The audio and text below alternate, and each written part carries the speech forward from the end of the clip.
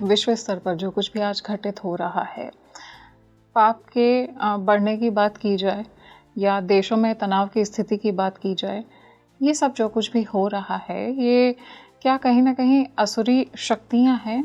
देखिए, आसुरी शक्तियां हमेशा अपने चरम पे होती हैं। अच्छा। इसीलिए हमेशा से देवासुर संग्राम चलता रहा है जी।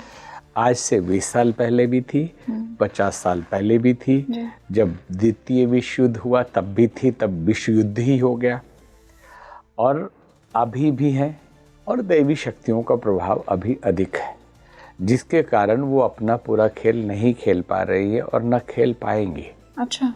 और सनातन धर्म के अंदर इतने संप्रदाय हैं कि इसमें कहीं एकदम लहसुन प्याज तक वर्जित है और कहीं तो बलि चढ़ा के खाने की परंपरा है। तो पाप क्या है इसमें और पुण्य क्या है? ये जो उथल पुथल है एक विश्व में, वो बढ़ती हुई ही देखी जा रही है और वो बढ़ ही रही है, कम नहीं हो रही। भारत के ऊपर कहीं असर उतना नहीं दिख रहा है, या मैं कहूँगी कुछ ही ऐसे देश हैं जिनके ऊपर ज़्यादा असर दिख रहा है, लेकिन ऐसी घटनाएं बढ़ती हुई देखी जा रही हैं। ये इसका मतलब ये मैं कहूँ कि आगे जा कर के बढ़ेंगी, कम होंगी, क्या होगा? आप उसको सोचिए जब पूरी दुनिया एक साथ लड़ रही हो। प्रथम विश्व युद्ध हुआ, द्वितीय विश्व युद्ध हुआ तो चरम था, आज नहीं है। तो इसका मतलब घट रहा है, बढ़ नहीं रहा है, तो और घटेगा जी। तो वो एक अभी के ज़माने के ऐसे साधु थे जो ज़मीन में उनको खोद के गाड़ दीजिए, 1 महीने तक न पानी, हवा, सांस लेने की ज़रूरत नहीं। अच्छा। अभी तक थे, 1 साल पहले तक।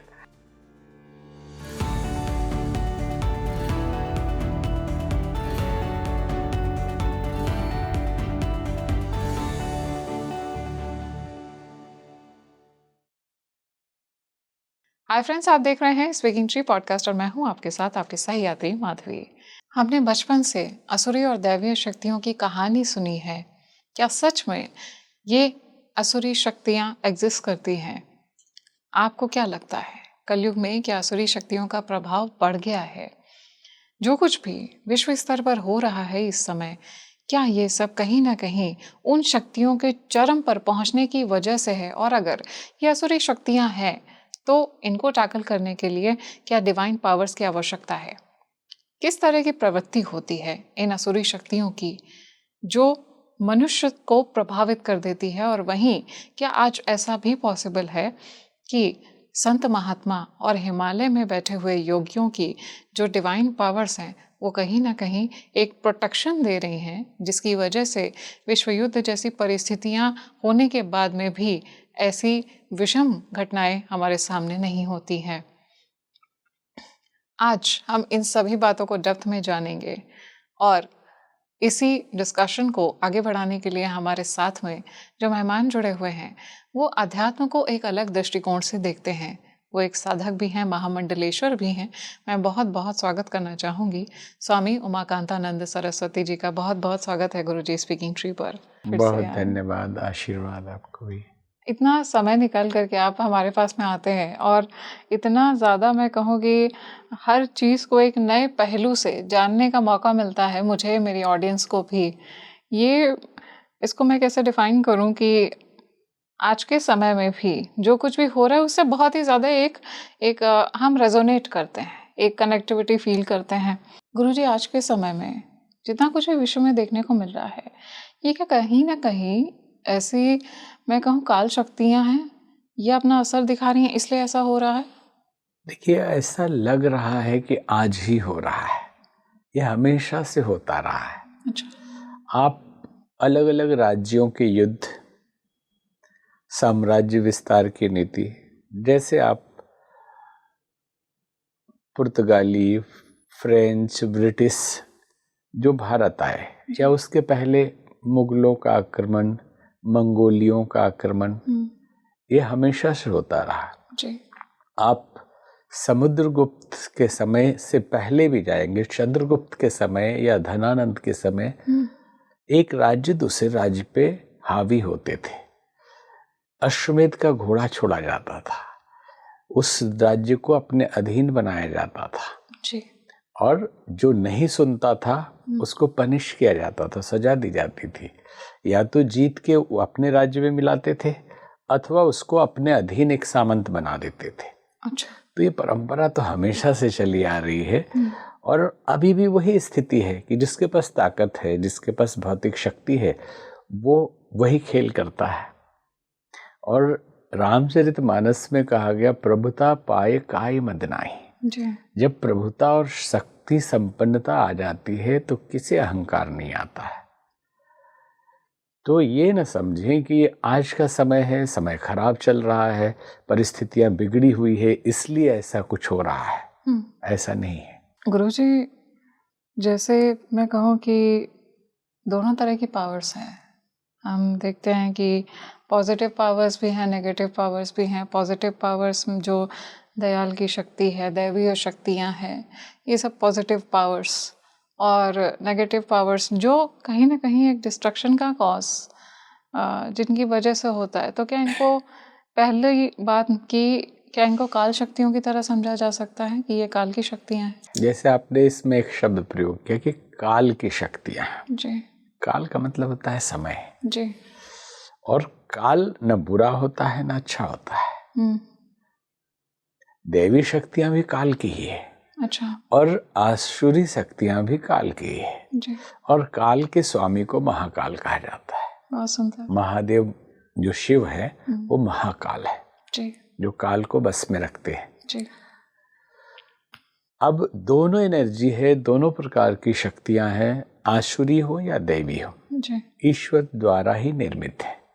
संसार की प्रक्रिया को चलाने के लिए ये सिस्टम बना हुआ है कि कभी आसुरी शक्तियों की बढ़ोतरी रहेगी, कभी दैवी शक्तियों की बढ़ोतरी रहेगी। इसी को अगर हम प्रतीकात्मक माने तो देवासुर संग्राम हमेशा चलता रहा है और हमेशा चलता रहेगा। प्योर सोने से, एकदम पवित्र सोने से गहने नहीं बनते। इसलिए गुण और दोष से सृष्टि का निर्माण परमात्मा ने किया है। पूरा ही अगर दोष निकाल देंगे तो सृष्टि ही नहीं बचेगी। जितनी मुक्ति जरूरी है उतनी ही आसक्ति भी जरूरी है।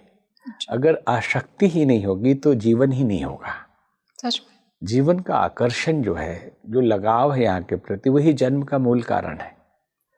हमारे मन में कुछ न कुछ आसक्ति लगी रहती है, चाहत बनी रहती है, तो फिर से जन्म लेते हैं। और एकदम आसक्ति खत्म हो गई, पूरे ही आप दैवी हो गए, त्रिगुणातीत हो गए, सतरज तन तीनों से ऊपर उठ गए, तो फिर जरूरत ही नहीं है जन्म लेने की, मुक्त हो गए। अच्छा। तो संसार है ही मिश्रण से बना हुआ। तो कभी कभी आसुरी शक्तियां बढ़ी हुई दिखाई देती हैं, कभी कभी दैवी शक्तियां, जबकि दोनों शक्तियां परमात्मा की है। और ज्ञान मार्ग में तो कहेंगे कि ये भ्रम है जी। आसुरी शक्ति होती ही नहीं है। अच्छा। हाँ, ज्ञान के अभाव का नाम भ्रम है और भ्रम से उत्पन्न परिकल्पना जो हमें भयभीत कर रही है वही आसुरी शक्ति है। बहुत सुंदर। और ज्ञान हो गया, जैसे कहते हैं कि सांप को, रस्सी को सांप समझ लेते हैं भ्रम में जी। और छाया को भूत समझ लेते हैं। और रामचरितमानस में आता है कि झूठ हो सत्य जाहि बिनु जाने। झूठ भी सत्य लगता है जिसको जाने बिना। तो परमात्मा के और सृष्टि के रहस्य को जो जान गया, उसके लिए ना आसुरी शक्तियां बचती है ना दैवी शक्तियां बचती है, लेकिन वो जानने की अवस्था बहुत ऊंची होती है। उस पवित्रता की अवस्था भी बहुत ऊंची होती है। हाँ, उस बीच में आसुरी शक्तियां भी हैं और दैवी शक्तियां भी हैं। तो इतना जरूर मान लीजिए कि सब लोग अपने आप को समझ रहे हैं कि वो स्वतंत्र हैं। मुक्त पुरुषों को छोड़ के, कुछ विशेष संतों को छोड़ के कोई स्वतंत्र नहीं है, सब गुलाम है। किस चीज के? मन के गुलाम है। मन के गुलाम है और मन किसी और का गुलाम है। जैसे आपको एक उदाहरण दें हम जी। कि शरीर एक गाड़ी है, दिल्ली से मुंबई जाना है जी। उसके लिए गाड़ी आपको मिली है, आप मालिक है और मन ड्राइवर है जी। और आप गाड़ी में बैठे हुए हैं। लेकिन क्या आपकी मर्जी से गाड़ी जा रही है या ड्राइवर की मर्जी से? वो ड्राइवर उसको कार श्रृंगार के यहाँ ले जाता है, डेंटिंग पेंटिंग कराता है। ड्राइवर मतलब मन जी। उसमें तेल डलाता है और गड्ढे में इधर उधर कुदा के गाड़ी खत्म कर देता है, मंजिल तक पहुंचते ही नहीं। ये मन है। तो हम कहते हैं ना कि आज हमारा मन बहुत दुखी होने का कर रहा है, आज हमारा मन बड़ा तनावग्रस्त है, आज रोने का कर रहा है, आज हमारा मन सैड सॉन्ग सुनने कर रहा, आज हमारा मन कर रहा किसी से लड़े जी, अपना ही सिर फोड़ ले, ऐसा मन कर रहा है। आज मन पानी पूरी खाने का कर रहा है। तो मन ही सब करेगा, हम मालिक कुछ नहीं करेगा। मालिक ऑर्डर नहीं दे सकता है, नहीं दे सकता, गुलाम है वो। अच्छा, साधना इसी के लिए होती है कि गुलामी से आजाद होके हम स्वतंत्र हो जाएं, ड्राइवर हमारी बात माने। तो गुलाम मन है और मन हमारे व्यक्तित्व का मूल है। मन है तो हम हैं, या तो कोमा में चले जाएंगे या हम समाधि में चले जाएंगे। तो मन या तो सात्विक हो, या तो तामसिक हो, या राजसिक हो, कोई ना कोई रहेगा, या बैलेंस्ड हो। अच्छा। तो जो हम कहना चाहते थे कि हम गुलाम हैं, तो मन के गुलाम हैं और दो शक्तियों के गुलाम हैं। कौन सी दो शक्तियां हैं? आसुरी और दैवी। अच्छा। अगर आपकी चिंतन धारा, आपकी सोचने की शैली और आपका व्यवहार और आचरण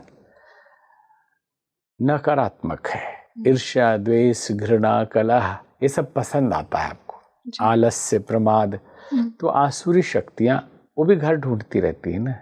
अच्छा। गंदे घर में जैसे आसुरी शक्तियां रहती है, वैसे ही आसुरी शक्तियां गंदे मन में रहती है। तो इनका मस्तिष्क पर प्रभाव होता है? मस्तिष्क को पूरा कंट्रोल कर लेती है। आप शराब पीते हैं तो इतना पिलवा देंगी, आप संकल्प करके जाएंगे कि हम आज से नहीं पीना चाहते, बाद में रोएंगे कि अरे इतनी उल्टी हो गई, इतना हम क्यों कर देते, हम तो नहीं चाहते कि ये सब करें, लेकिन हो जाता है। हम किसी से लड़ना नहीं चाहते, हम किसी पे क्रोधित नहीं होना चाहते, लेकिन हो जाता है। विवेक बाद में जागृत होता है। हर आदमी समझदार ज्ञानी है, लेकिन वो विवेक स्थिर रहे। ठीक वैसे ही दैवी शक्तियां पवित्र स्थान ढूंढती है, वो एनर्जी है। तो जिसके अंदर करुणा, ममता, प्रेम, संवेदना, साहस, शौर्य, पराक्रम, सहनशीलता, ऐसी चीजें हैं उनके व्यवहार में सहज ही, तो दैवी शक्तियां यंत्र बना लेती हैं। बहुत सुंदर। और वो उनसे काम कराती हैं बड़े बड़े, और वो खुद बोलते हैं कि हमें पता भी नहीं था कि हम इतना बड़ा काम कर जाएंगे। अच्छा। ये लगा कोई कर गया। हाँ, ऐसा एहसास होता है उन्हें। हाँ, तो वो शक्तियां कराती है। बहुत ऐसे पॉलिटिकल लोग हैं जिनके जीवन में आप देखेंगे, जैसे नरेंद्र मोदी जी, हम नाम लेके ही बोल रहे हैं, जैसे मोहन भागवत जी हैं जी। हमने उनके सामने एक लेक्चर दिया नागपुर में, उसमें भारत का भविष्य था। गुरुजी, आपने कहा कि देवी देवता जो हैं वो भी चेतना को प्रभावित करते हैं, और जो आसुरी शक्तियां हैं कहीं ना कहीं ये रिस्पॉन्सिबल हैं जो कुछ भी हो रहा है इसको लेकर के। तो आज के समय में क्या आसुरी शक्तियों का प्रभाव बढ़ते हुए देखा जा रहा है? शंकराचार्य जी, पूज्य वासुदेवानंद सरस्वती भी विराजमान थे जी, और नरेंद्रानंद सरस्वती भी उस सभा में विराजमान थे। अच्छा। तो हमने इस विषय को उठाया कि कैसे देवी शक्तियां आप लोगों से काम करा रही है जी। बहुत साल पहले, लगभग 20 साल पहले, हमने उनको गायत्री मंत्र की पुस्तक दी थी और समझाया था। कैसे काम कराती हैं गुरुदेव? वो काम ऐसे कराती हैं कि जैसे आपके पात्रता है, आपके गुण है, सद्गुण है जी, तो आपको पता भी नहीं चलेगा आप क्या से क्या हो गए।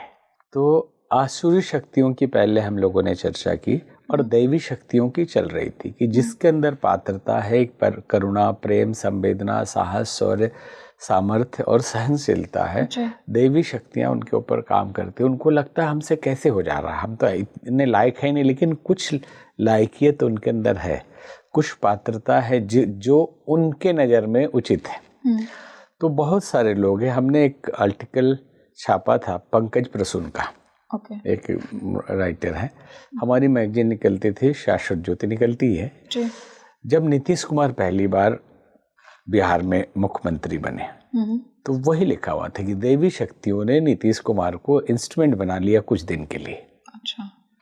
और एकदम बिहार बदल गया, और पूरे आंकड़े दिए हुए थे कि कैसे ये बदल रहा है। अच्छा।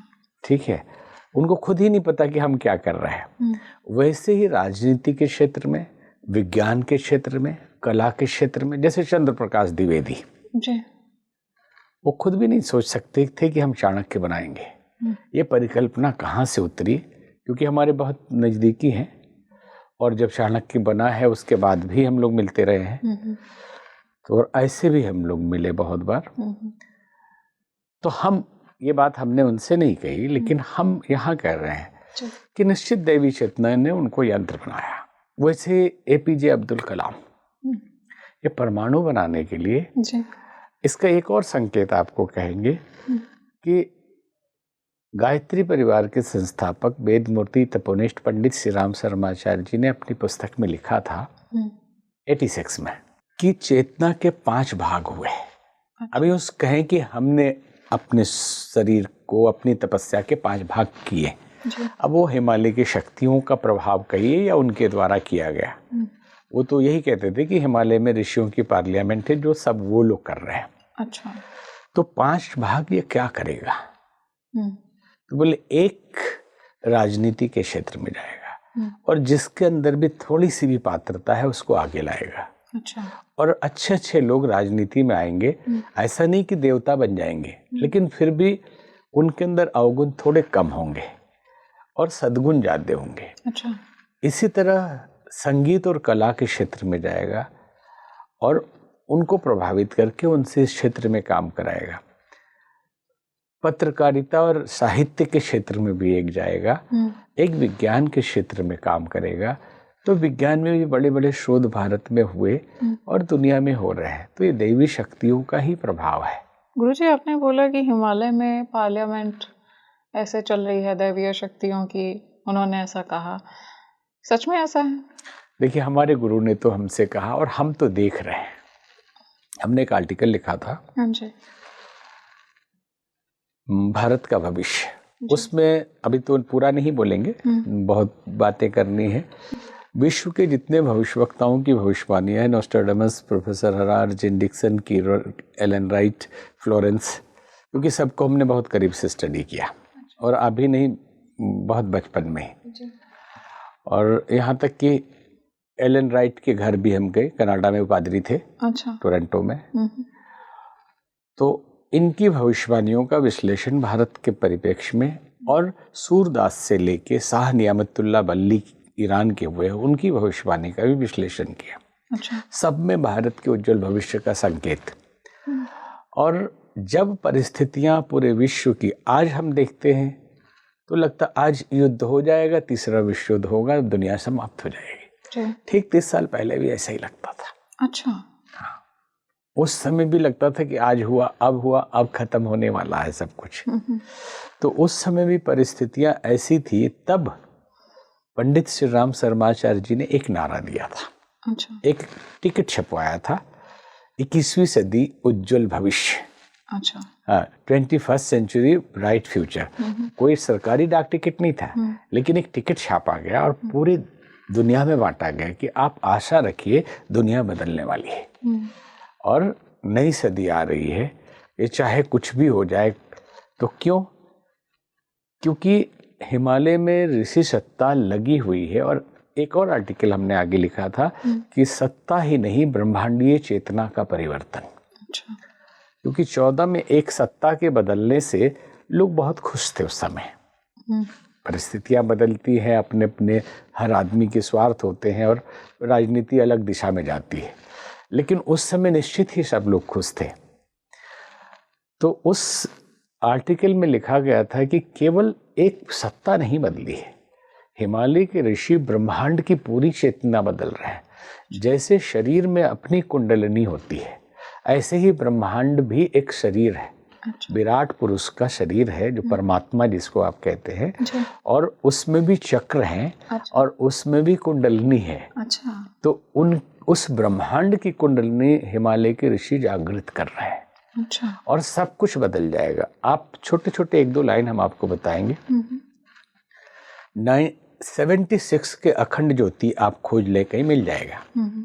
और 86 के भी अखंड ज्योति में पूरा लिस्ट दिया हुआ है कि आने वाले समय में आधे आधे घंटे की फिल्में बनेंगी। अच्छा। और महापुरुषों के जीवन पर और भक्तों के जीवन पे फिल्में बनेंगी। उसमें लिखा है रामायण, महाभारत, छत्रपति शिवाजी, महाराणा प्रताप, मीराबाई, पूरा लिस्ट दिया हुआ है। ठीक है। और जब हम लोग बच्चे थे तो गाना गाते थे, जागेगा इंसान जमाना देखेगा, नवयुग का निर्माण जमाना देखेगा। एक गुजरात के कोई कवि थे, वो गाते थे कि अब युग बदल रहा है, बदलना जरूर है, अब वो भी बदल जाएं कि जिनको गुरूर है। जब तुम कुछ पटक देंगे चिता पर मरोड़ कर, और साथी भी चल देंगे जलता ही छोड़कर। पूरा गाना था ये। सिर्फ संकेत हमें कर रहे हैं कि 30 साल, 40 साल पहले, 25 साल पहले अच्छे भविष्य की संभावना पे इतना जोर दिया गया। और उन्होंने एक पुस्तक भी लिखी, 21वीं सदी उज्जवल भविष्य, 2 पार्ट में है। ये 1990 की जनवरी में प्रकाशित हुई है। और उसका पहला नारा है कि चर्चिल हारते समय नारा दिया था उसने, वी फॉर विक्ट्री। अच्छा। हम जीतने वाले हैं।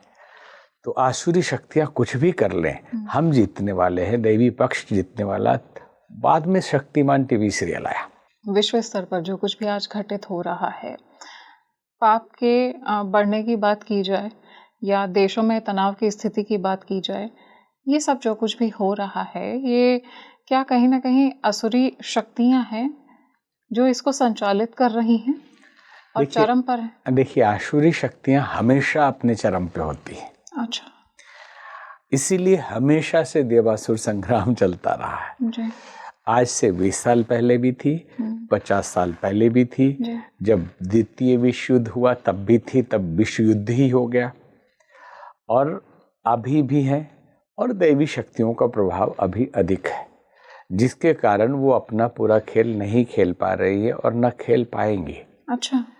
क्योंकि वो तो अपनी शक्ति लगाएगी। इसको ऐसे ही मान लेना चाहिए कि दीपक बुझते समय बहुत तेजी से जलता है।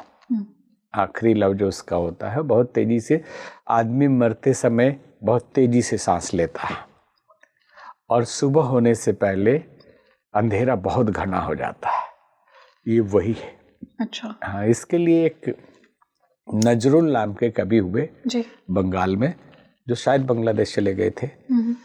तो इन परिस्थितियों पे उन्होंने, उसकी 4 लाइन है बांग्ला में उनकी, कि माँ भया डरो मत, ए तो दिन बुझिया जागिलो भारतेर प्राण। अच्छा। इतने दिन सोने के बाद भारत का प्राण जग गया है। सजीव होइया उठिया छे शमशान गौरस्थान, जिंदा हो गया है मंदिर और शमशान सब। उठिया छे हलाहल उठबे अमृत देरी नाई आर। अच्छा। अभी जहर ऊपर आ गया है, अब अमृत आने ही वाला है, देर नहीं, इसलिए डरिए मत। तो जो दिखाई दे रहा है कुछ नया नहीं है। जनसंख्या बढ़ी है। जी। हम एक बहुत व्यवहारिक भौतिक जगत के प्रैक्टिकल व्यवहार के रूप में अगर देखें, जनसंख्या कम थी तो क्राइम कम दिखता था। अच्छा। सात्विकता भी कम दिखती थी और तामसिकता भी कम दिखती थी। जनसंख्या अधिक होगी तो क्राइम भी अधिक दिखेगा और अच्छे लोग भी अधिक दिखेंगे। तो गुरुजी, मेरे अंदर एक क्यूरियोसिटी है कि जैसे टेक्नोलॉजिकल एडवांसमेंट्स आज के समय में जितना है, उतना मैं कहूँ कि कुछ 3-4 दशक पहले नहीं था।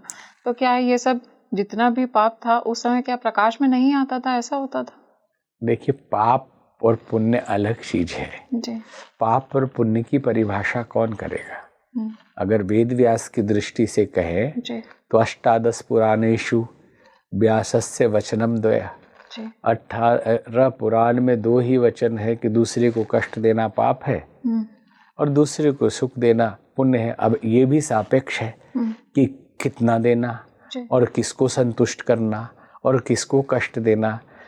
जो दुष्ट है उससे न लड़ने जाए तो भी समस्या है गीता के हिसाब से। और अगर सबको आप चापलूसी ही करते रहे, प्रसन्न ही करते रहे तो भी समस्या है। इसलिए पाप और पुण्य भी सापेक्ष है, ये भी रिलेटिव है। समझना बड़ा मुश्किल है। हम एक ऐसी सोसाइटी में जीते हैं जिसमें मान्यताएं बना दी जाती हैं और हम उसमें पाप और पुण्य की परिभाषा करते हैं, जबकि पाप और पुण्य अलग अलग संप्रदायों के हिसाब से अलग अलग हो जाएंगे एकदम। दृष्टिकोण ही बदल जाएगा कि कहीं मांसाहार पाप है और कहीं मांसाहार पुण्य है, कि उनके पूजा पाठ में मांसाहार खाया जाएगा। और सनातन धर्म के अंदर इतने संप्रदाय हैं कि इसमें कहीं एकदम लहसुन प्याज तक वर्जित है और कहीं तो बलि चढ़ा के खाने की परंपरा है। तो पाप क्या है इसमें और पुण्य क्या है? ये बड़ी भारी समस्या है जी। तो इसलिए बहुत लोगों को गिल्टी कॉन्शियस हो जाता है कि हमसे ये कुछ हो गया तो हम पापी हो गए। नहीं, ईश्वर पाप और पुण्य नहीं, आसुरी और दैवी।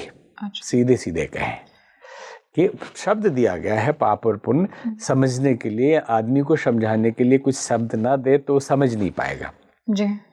तो हम ये कह सकते हैं कि वो विचार जो हमें ऐसे मार्ग पे ले जाए जो हमारे लिए भी कष्टकारक है और दूसरों के लिए भी कष्टकारक है, और फिर उससे जो कर्म बने और उससे जो परिणाम निकले वो सब पाप है। और वो विचार जो हमारे लिए भी कल्याणकारी हो, आत्म कल्याण करे और दूसरों का भी कल्याण करे, और हमसे ऐसा कर्म करवाए वो चिंतन जिससे कि सबका भला हो, वो पुण्य है। बहुत सुंदर। गुरुजी, इसी बीच एक मेरे अंदर जिज्ञासा जाग गई कि जैसे आपने बोला कि आसुरी शक्तियों का असर होता है मानव मस्तिष्क पर और जो दैवीय शक्तियां होती हैं उनका भी असर होता है। ऐसे में जो भेद कैसे कर पाए इंसान कि उसके ऊपर जो भी असर हो रहा है ये वो खुद नहीं कर रहा है, ये किसी डार्क फोर्स के थ्रू ड्रिवन है, उससे करवा रही है। जो भी आसुरी शक्ति है वो कहीं ना कहीं उसको उत्तेजित कर रही है कि तुमको ये डिसीजन लेना है। देखिए, इसमें तो पहले भी हमने संकेत किया कि अपने गुणों को चेक करें कि गुण कितने, अवगुण कितने। क्या बहुत आलसी हैं या बहुत जलनशील हैं दूसरों से, ईर्ष्या, द्वेष, घृणा, कलह ये सब पसंद आता है तो निश्चित मानिए कि आसुरी शक्ति आपको पकड़ेंगी। अच्छा। हाँ, मतलब ये भूत प्रेत टाइप की नहीं, वो समझ में भी नहीं आएगा और हो रहा है। ये तो अलग एनर्जी है दूसरी, इनका तो सीधे सीधे अस्तित्व है। अच्छा। डिवाइन पावर्स का भी, एविल पावर्स का भी। और ये कमजोर लोगों को ये भी सहारा बनाती है कि जब आप पूरे शरीर को, आत्मा का इतना वजन नहीं है कि कण कण में व्याप्त हो जाए, तो एयर गैप मिलेगा तो वो उसमें घुस जाती है इच्छा पूर्ति करने के लिए। उसकी चर्चा अभी नहीं हो रही है। अभी हो रही है कि दैवी शक्ति, कोई पितर, कोई देवता नहीं, दैवी शक्ति, और कोई असुर में कोई भूत प्रेत पिशाच नहीं, आसुरी शक्ति है। ये एक डार्क एनर्जी, कोई पर्टिकुलर एक आत्मा नहीं, पूरी एनर्जी ही फ्लो कर रही है। जो पात्र देख रही है, जैसे एक घटना घटी रामायण में कि सरस्वती माता को देवताओं ने कहा कि अगर राम का राज्याभिषेक हो गया तो रावण मरेगा कैसे। अच्छा। बहुत मुश्किल काम है, तो आप किसी भी तरह कोई उपाय करिए कि जिससे राम वनवास जाए। अच्छा।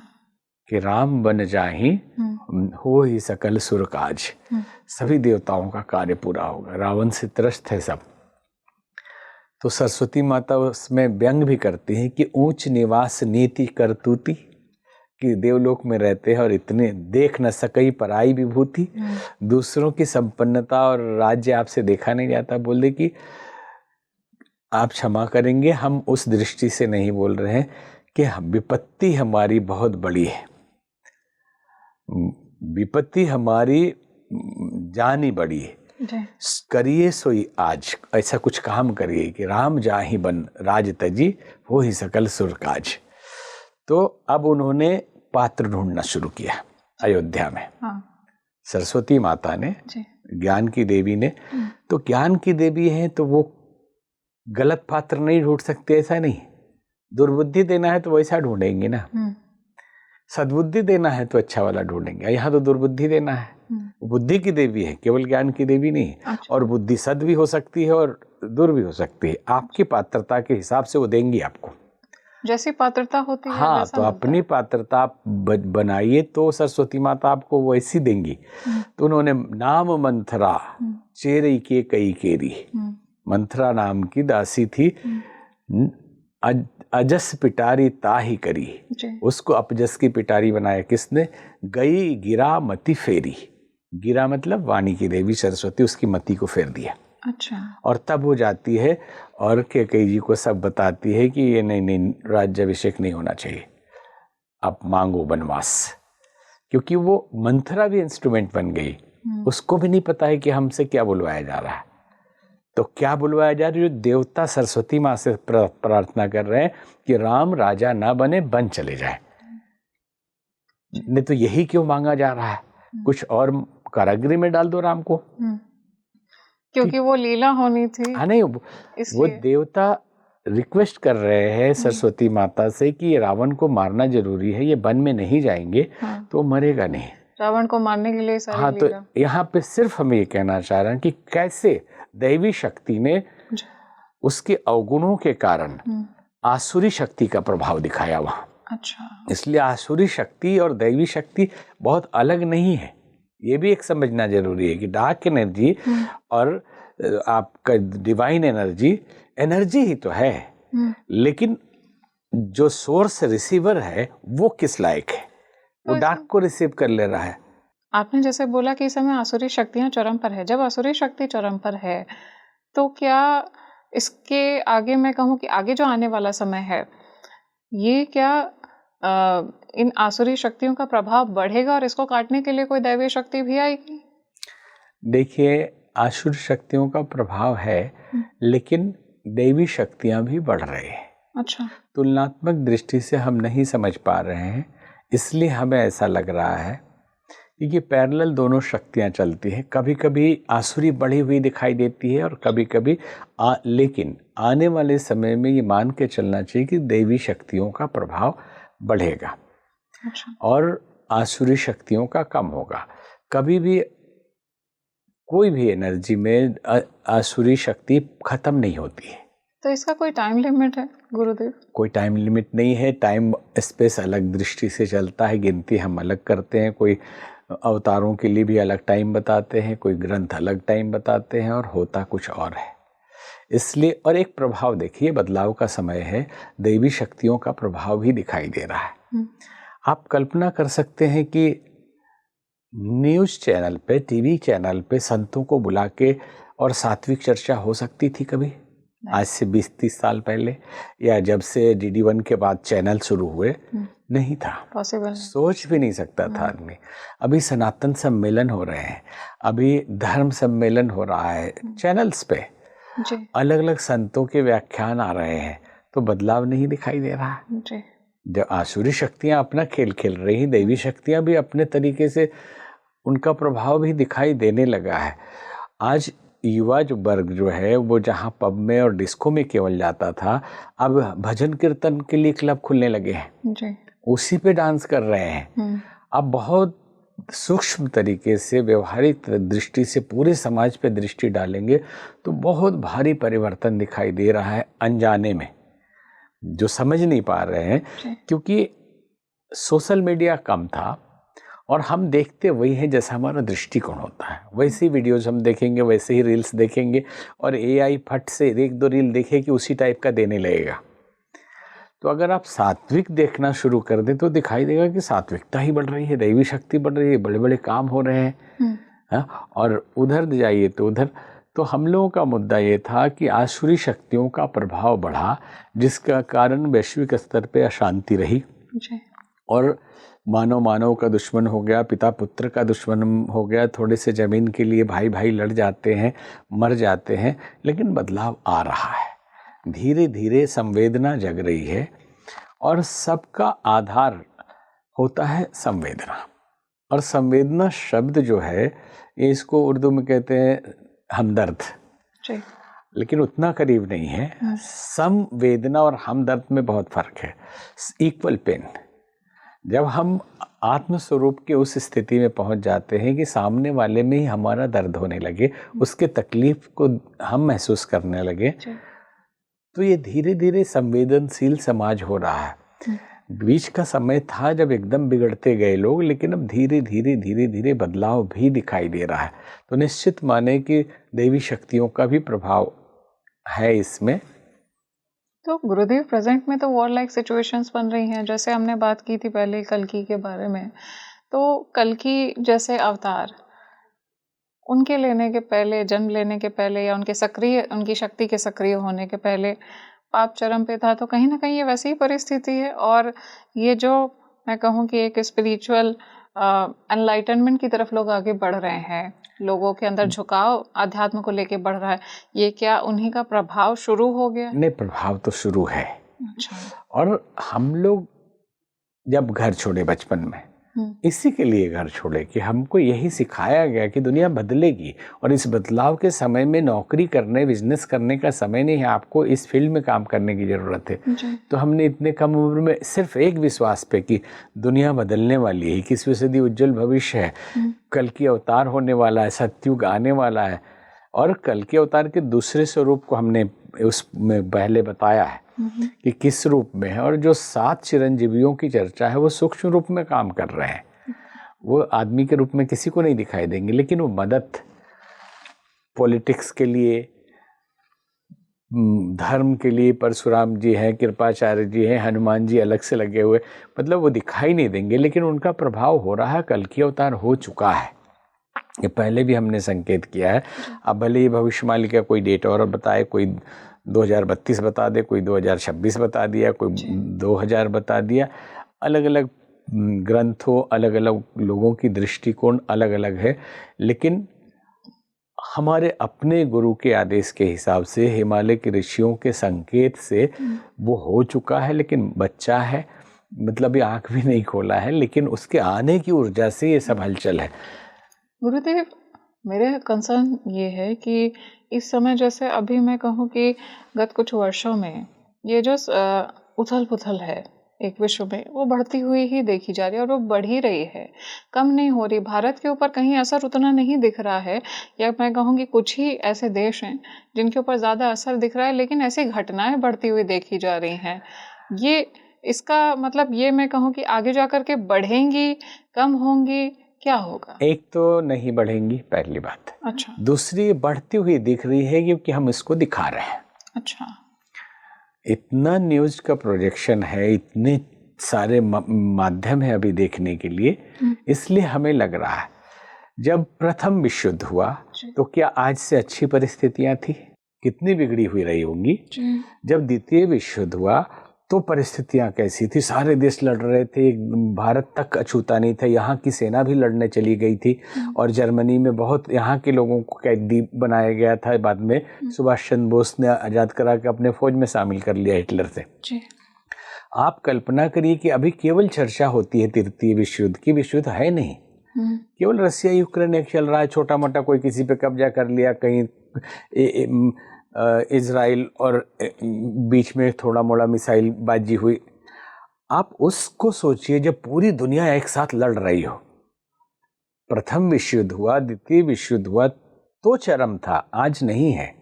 तो इसका मतलब घट रहा है, बढ़ नहीं रहा है, तो और घटेगा। जी गुरुदेव, जैसे वॉरलाइक सिचुएशंस आपने बोला कि तृतीय विश्व युद्ध की बात हो रही है, लेकिन ये जो तृतीय विश्व युद्ध है अभी तक हुआ नहीं है, तो ये क्या कहीं ना कहीं जो संत महात्माओं की ऊर्जा है, हिमालय के कंदराओं में जो सप्तऋषि जिनको आप बोल रहे हैं, उनकी ऊर्जा है, वो क्या प्रोटेक्ट कर रहे हैं कि ऐसी कोई सिचुएशन अगर आ रही है तो ना आए? ये पूरी तरह से प्रोटेक्ट कर रहे हैं और वो आने नहीं देंगे। अच्छा। हिमालय में बहुत सारे, संभवतः पहले चर्चा हुई हो ना हो, ऐसे स्थान हैं जहाँ पे, जैसे ज्ञानगंज जी, वहाँ पंडित गोपीनाथ कविराज ने भी एक पुस्तक लिखी ज्ञानगंज, उनके मनीषी की लोक यात्रा भी है जी। पायलट बाबा की एक पुस्तक है हिमालय कह रहा है। अच्छा। स्वामी राम की है लिविंग विथ हिमालयन मास्टर्स। तो अब यह संकेत इसलिए कर रहे हैं कि लोगों को समझ में आएगा कि कहाँ से, और महाअवतार बाबा की चर्चा होती है जी, कि जो 700, 800 या 1000 साल के हैं, और हम सन्यास के गुरु तो हमारे जूना अखाड़े से हैं, लेकिन जो मंत्र गुरु, बचपन से गुरु, और जिनका मार्गदर्शन हमें मिल रहा है हिमालय से, वो हमारे दादा गुरु हैं। वो अभी भी हिमालय अभी भी 800-900 साल के हैं। अच्छा। स्वामी सर्वेश्वर, हाँ, अब सूक्ष्म शरीर है। सूक्ष्म शरीर। उन्होंने अपने शिष्य पंडित श्री राम शर्मा आचार्य जी को दर्शन दिया। अच्छा। बाल्यकाल में ही, और उनको गायत्री के 24 पुरुष चरण करने के लिए आदेश दिया। अच्छा। और हमें भी संकेत वहीं से मिला, नहीं तो हम जूना अखाड़ा के सन्यासी कैसे बन पाते, क्योंकि हम उस संस्था में बहुत सामाजिक रूप से और साधना में लगे थे। क्योंकि एक नागा बाबा के ग्रुप में अचानक इस फील्ड से जाना अजीब सा लगेगा जी। लेकिन हमें ऐसा संदेश मिला कि ये करना जरूरी है। और उनका नाम है स्वामी सर्वेश्वरानंद। स्वामी सर्वेश्वर। और इन्होंने पायलट बाबा ने अपने हिमालय कह रहा में भी उनको कोट किया है। अच्छा। कि उनकी मुलाकात उनसे हिमालय में हुई थी।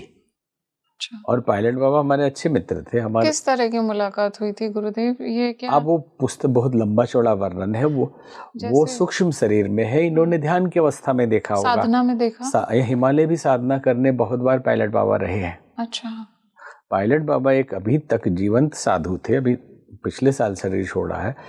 हम दोनों एक ही अखाड़े के महामंडलेश्वर हैं। अच्छा। हम जब बच्चा थे तब उनके बारे में पढ़ते थे, लेकिन जब हम उनसे मिलने गए उन्होंने जो रेस्पेक्ट दिया तो हमको भी शक हुआ कि शायद हम भी वही हैं। और थोड़े दिन में हमको भी बना दिया गया। और वो इतना प्रेम करते थे कि फोन करते वो खुद हमसे और कहते कि हम आपका दर्शन करना है। हमने कहा नहीं, आप बच्चे को आशीर्वाद दीजिए, हम दर्शन करेंगे। शरीर छोड़ने से कुछ दिन पहले हम गए मिलने उनसे।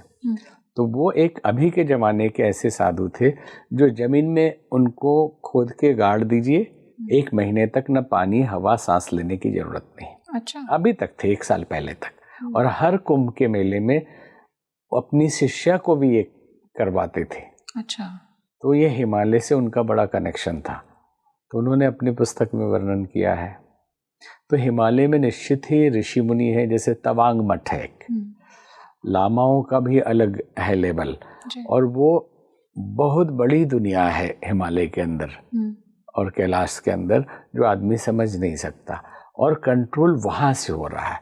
विश्व में अशांति दिखाई दे, लगेगा अब हुआ, कुछ नहीं होगा। ये चैलेंज है कि दुनिया अच्छी होगी, सब लोग सात्विक होंगे और सबको अति मानसिक चेतना की अनुभूति होगी। अगर विकास की ओर बढ़ रही है दुनिया, तो श्री अरबिंदो ने बहुत पहले अति मानस के ऊपर कहा है कि मानो जो चेतना है उस आज के बच्चे जो हो रहे हैं जी, वो विकसित हो रहे हैं।